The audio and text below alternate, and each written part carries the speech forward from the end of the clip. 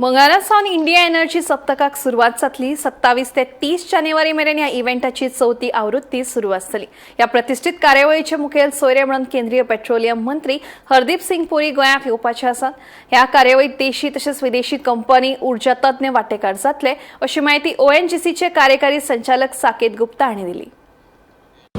तो ये India energy week 2026 का एडिशन है और इसकी तैयारियां जोर शोर से चल रही हैं।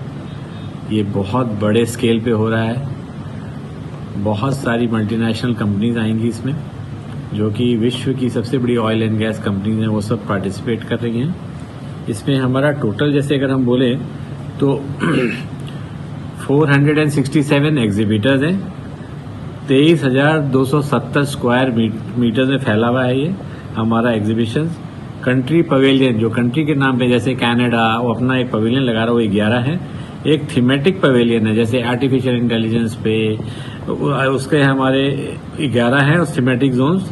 और हमारे जो स्ट्रैटेजिक स्पीकर जो बहुत आगे का एनर्जी का फ्यूचर बताते हैं, वो 254 है, 254। हमारे कॉन्फ्रेंस सेशन जो होंगे 70 होंगे और टेक्निकल सेशन 46 होंगे।